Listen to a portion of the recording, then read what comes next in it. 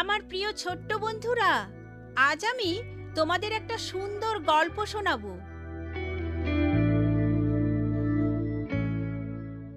যিশুকে দেওয়া উপহার।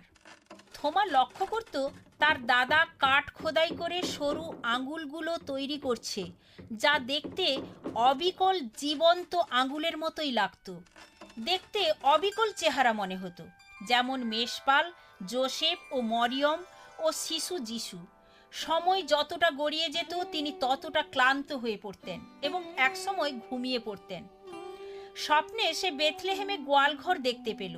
থোমা মনে মনে ভাবল, যদি সত্যিই আমি গোয়ালঘরের কাছে যেতে পারতাম। সে গোয়ালঘরের কাছে পৌঁছলো বটে, তবে বড়ই দুঃখিত হলো। তখন যিশু তাকে জানতে চাইলেন, তুমি এতটা শোকার্ত কেন? কারণ তোমার জন্য কোনো উপহার নিয়ে আসিনি বলে। শোকের কোনো কারণ নেই। আমি 3টি জিনিস তোমার কাছ থেকে চাইছি। আমার যা কিছু কাছে আছে আমি সব কিছুই তোমাকে দিয়ে দেব। আমার রেলগাড়ি, কম্পিউটার খেলা এবং না না, ওগুলো আমি তোমার কাছ থেকে চাচ্ছি না। এসব কিছু পাওয়ার জন্য আমি স্বর্গ থেকে পৃথিবীতে নেমে আসিনি। তাহলে তুমি কি চাও? তোমার শেষ অঙ্কের পরীক্ষার ফলাফল আমাকে দাও। কিন্তু তাতে আমি ডি পেয়েছি। সেই কারণেই আমি তা চাইছি। তোমার জীবনের যা কিছু ঘাটতি রয়েছে সেই সব আমার কাছে নিয়ে এসো। তুমি কি তা করবে? হ্যাঁ, আমি তাই করব। আমার জন্য তোমার দেওয়া দ্বিতীয় উপহার হবে তোমার সেই বাটি, যাতে তুমি খাও। ওটা আমি তোমাকে দিতে পারবো না, কারণ আমি তা ভেঙে ফেলেছি। সে কারণেই আমি ওটা চাই। তোমার জীবনের যত কিছু ভগ্নচূর্ণ রয়েছে তার সবগুলো আমার কাছে নিয়ে এসো। তুমি কি তা করবে? হ্যাঁ, আমি তাই করব। এবার আমার তৃতীয় ইচ্ছা হলো, থোমা, তোমার মাতা যখন জিজ্ঞেস করেছিলেন খাবার বাটিটা কিভাবে ভাঙলো, তার জবাবে যে উত্তর দিয়েছিলে সেই উত্তর আমাকে দাও।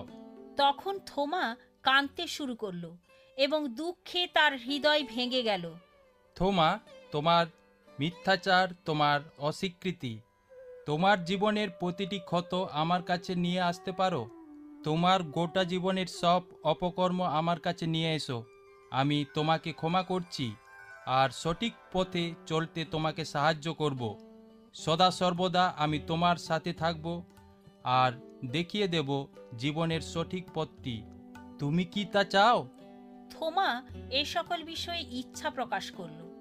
সেই মুহূর্ত থেকে সে যিশুকে বিশ্বাস করল আর তার অনুগত থাকল। বাই বাই ছোট্ট বন্ধুরা, আমি অতসী। তোমাদের প্রশ্নের উত্তর পেতে চিঠি লেখো। অল ইন্ডিয়া মসি জামাত, post box number 6079, west Patelnagar, New Delhi 110008, India.